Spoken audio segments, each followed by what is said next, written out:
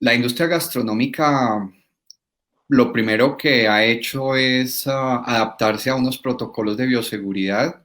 Lo que hay que decir que no ha sido un gran esfuerzo porque realmente este ha sido un sector al que se le han exigido este tipo de prácticas de una manera muy constante desde antes de que existiera el virus. Lo que pasa es que se circunscribían a las labores de la cocina, de la recepción de materia prima o de proveeduría, no se extendían a las mesas porque la idea de nuestro sector siempre es hacer lo más confortable posible la experiencia del cliente. Aquí lo que hemos tenido que hacer es incomodarlo un poco, todo con el fin de garantizar su salud. Esa ha sido la primera situación particular. La segunda es que antes de que se pudieran realizar pilotos de reapertura con estos protocolos, algunos negocios pudieron subsistir o generar alguna fuente de ingreso a partir de los domicilios. La mayoría de ellos porque ya tenían esa operación.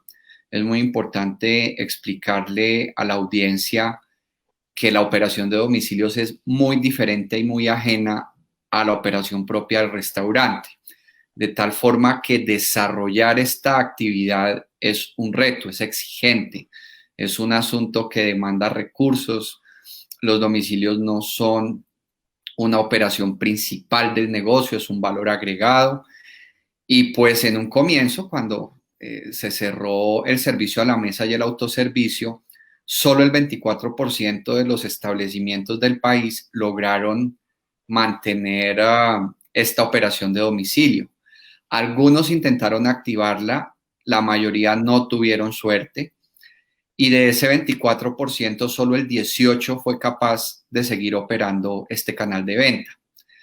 Obviamente, al reabrir con restricciones, entendiendo que los protocolos de bioseguridad, por lo que exigen un distanciamiento, que es la clave para no convertirnos en foco de contagio, pues pierde aforo, se ha visto obligado a buscar la manera de activar este servicio. Sin embargo, pues hay que decir que antes de pandemia, los domicilios no representaban más del 25% de venta de los establecimientos, lo que hace que el interés del sector es el de recuperar el servicio a la mesa y recuperar el autoservicio. Cerraría diciendo que con corte al mes de septiembre tenemos un registro de recuperación de ventas cercano al 32%, lo cual es una buena noticia porque va mostrando que de manera progresiva se va recuperando el terreno de ventas, pero pues un 32% aún es muy lejano para el nivel óptimo de viabilidad de los negocios. Me parece que es una oportunidad grande que nosotros tenemos. Si bien nosotros dentro de las actividades que realizan los restaurantes y los administradores de los restaurantes seguramente han implementado algunas medidas para hacer seguimiento al cumplimiento de los protocolos, muchas veces el día a día hace que nosotros no nos demos cuenta de las situaciones de incumplimiento que se puedan estar dando. Yo mismo, cuando tengo la oportunidad en estos últimos meses de asistir a algunos sitios pues de venta de alimentos, me doy cuenta que muchas veces hay personal que o por desconocimiento, o porque se le olvida, o porque realmente de pronto no tiene esa conciencia que hablábamos en la primera intervención, realiza actividades que no son las correctas o las adecuadas, poniendo pues en riesgo no solamente su salud, sino la de las personas que está atendiendo. Afortunadamente son pocas personas, pero es importante que alguien de afuera, alguien externo, alguien que sea independiente, pues permita hacer una evaluación de ese cumplimiento. Y me parece que de acuerdo con la experiencia que hemos tenido con la certificación de todo lo que tiene que ver con alojamientos en Colombia, me parece que el ejercicio es muy enriquecedor porque realmente lo que vamos nosotros es no solamente a decirles en qué están mal y en qué están bien, sino también con una perspectiva de ayuda, de colaboración, de buenas prácticas que nosotros a veces vemos en otros sectores o en otro grupo de establecimientos y que se pueden fácilmente adaptar a las condiciones de cada uno de estos negocios. Entonces, en la medida en que nos podamos poner de acuerdo, y aquí pues seguramente Guillermo nos dará su opinión, podríamos llegar a pensar a algo que nos permita realizar esas evaluaciones y encontrar esas propuestas de mejora para que cada día haya más confianza de parte del consumidor con respecto a lo que es asistir. Hoy en día todavía hay miedo en muchos consumidores, pero ese miedo también tiene que ver mucho con el desconocimiento acerca de las medidas y de cómo se han asumido esas medidas, ¿sí? Entonces me parece que sería algo muy positivo de que lográsemos llegar a un acuerdo en el cual pues se permitiera a quienes lo deseen, obviamente un tema voluntario, pues adquirir algún sello que nos permita obviamente tener esa tranquilidad. Y pues realmente Buró Veritas cuenta con, dentro de sus paquetes de productos que le ofrece a las personas, cuenta con una opción que se llama Safeguard, que es un protocolo que está basado en todos los lineamientos que a nivel internacional la OMS, la OPS y también lo que tiene que ver con la industria y lo que tiene que ver con el comercio internacional han logrado llegar a entrar en consenso de lo mínimo que se debe aplicar dentro de un establecimiento para brindar seguridad a las personas que llegan a ese establecimiento. Entonces, dentro del campo amplio que tiene esta aplicación de este sello, encontramos también el tema de restaurantes. Entonces, también los invitamos a conocer un poquito más de este tema y es una opción que hoy en día se tiene. Pero qué bueno que sea el comercio nacional, la industria nacional, las que propongan también una adaptación de todos estos protocolos dentro de un sello certificable y que nos dé esa confianza al consumidor. Laura, hay que reconocer que el sector en Colombia ha sido bastante reacio a construir estándares. Nosotros, por ejemplo, derivado de la ley de turismo, que en este momento en el Congreso se tramita una reforma, una actualización muy importante, había propuesto que se certificaran los servicios turísticos para que el país le pudiera garantizar algún mínimo de calidad en la operación de este tipo de servicios a los turistas, especialmente internacionales. Sin embargo, muy a pesar de que esta ley tiene más de 20 años y que se han generado 11 normas técnicas sectoriales para la gastronomía, su certificación e implementación ha sido mínima, prácticamente nula.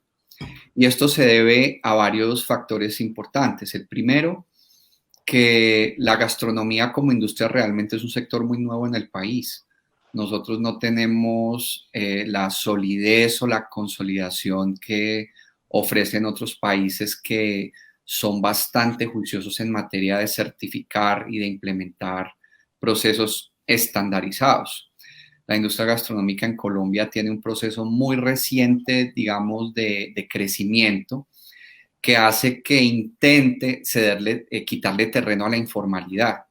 Pero es muy difícil y sobre todo en esta coyuntura porque claramente la mayor amenaza de los negocios formales ha sido precisamente la competencia desleal, la informalidad, y pues resulta que los que hemos tenido que asumir los costos de esta crisis hemos sido los negocios formales, los formalmente constituidos. Es al que se le exige el cumplimiento de normas, es al que se le exige abrir o cerrar en determinadas condiciones, mientras que la informalidad alrededor de la gastronomía es gigante, es galopante, porque de todas maneras entendemos que se trata de una operación a través de la cual miles de familias de todas las condiciones socioeconómicas acuden para su subsistencia. Entonces es algo que hace muy compleja la implementación de este tipo de estrategias. Sin embargo, hay que tener en cuenta un elemento interesantísimo que lo anunciaron varias consultoras, especialmente internacionales, al comienzo de esta crisis, y es lo relativo a la percepción sanitaria. Muy seguramente los negocios que no logren brindar una percepción sanitaria difícilmente van a recuperar a sus clientes, y esto le cabe a todos los actores del sector, tanto las cadenas, franquicias o grupos más robustos de la industria como al vendedor informal más pequeño. esa garantía la necesitan los clientes. Ahora, ¿el reto cuál es? ¿Hasta qué punto el consumidor colombiano identifica garantía con un sello? Eso no es tan legible. Creo que hace más parte de lo que le escuchábamos a Giovanni con toda la razón, y es como esa apropiación constante que tienen tanto clientes como trabajadores con relación a las buenas prácticas de protocolos de bioseguridad. Y en otro aspecto, en el tema de distanciamiento, me parece que los restaurantes lo vienen haciendo bien en el hecho de separación de las mesas, en el hecho también de control de los aforos en estos sitios. Y pues lamentablemente esto ocasiona a veces disgustos en las personas, pero tenemos que entender que esto cambió y va a cambiar para mucho tiempo hacia adelante. Nosotros comentábamos con muchas personas del sector que así tengamos vacuna, esto va a seguir y seguramente se va a volver una enfermedad que vamos a tener latente, que seguramente si la vacuna sale y es efectiva, vamos a disminuir la incidencia de la enfermedad, pero seguramente este virus llegó para quedarse entre nosotros y al igual que ha pasado con otras enfermedades, pues lo aprenderemos a convivir con él, a controlarlo, pero seguramente tenemos que cambiar también nuestra forma de pensar y pues cómo nosotros vamos a volver a las actividades que realizábamos anteriormente, porque sabemos que hay un tema psicológico relacionado con estos aspectos y que necesitamos superar como sociedad. Importantes, nosotros tenemos muy claro que no se puede volver a cerrar, o sea, creemos que Colombia, bajo la dirección muy acertada del señor presidente Duque, llevó a cabo todo un proceso de aislamiento preventivo obligatorio, el cual se fue diluyendo progresivamente en la medida en que el gobierno y las entidades correspondientes hacían el esfuerzo de promocionar e implementar los protocolos de bioseguridad. Tenemos la percepción que así no funciona en Europa. En Europa hubo los aislamientos y de unos momentos para otros abrieron de par en par el comercio y claramente al no haber políticas de autocuidado y de protocolos, pues vinieron unos rebrotes muy agresivos. Creemos que el país, a pesar de la inconsciencia desafortunada de muchos de nuestros compatriotas, ha manejado bien la situación y no puede seguir siendo el comercio formal, los empresarios formales, los que tengamos que pagar los platos rotos. Yo debo decir que mucha de la informalidad, Sebastián, de la que estábamos hablando, nunca tuvo cuarentena, porque es que todos tenemos que salir a buscar nuestra subsistencia. No, nuestro Estado no es tan fuerte financieramente como para decirnos, mire, cierren sus puertas, quédense en sus casas, que nosotros les vamos a garantizar la supervivencia. Voy a poner el caso de Francia, que fue el primer país que volvió a cerrar su economía, pero a la vez le otorgó 10.000 euros a cada empresa que cerraba operaciones. Nosotros no tenemos esas condiciones, entonces realmente en nuestra visión no aparece la palabra reconfinamiento, no, creemos que ya el país tuvo esa etapa, generó sus efectos. Lo que hay que hacer es un llamado a la conciencia y la responsabilidad. Me uno a Giovanni cuando dice que este virus llegó para quedarse. El virus no se va a acabar ni se va a ir. Es el virus número 22 que hace parte del ecosistema de enfermedades o de virus, perdón, en Colombia. Y pues frente a eso lo que tenemos que tener es autocuidado. No podemos seguir sacrificando la economía porque claramente hemos reiterado que la única pandemia no es la de la COVID-19, sino que han habido otras que se han presentado con estas situaciones en términos de salud mental, en términos de economía y en términos de hambre. No nos podemos dejar ganar de ninguna, a todas hay que contenerlas.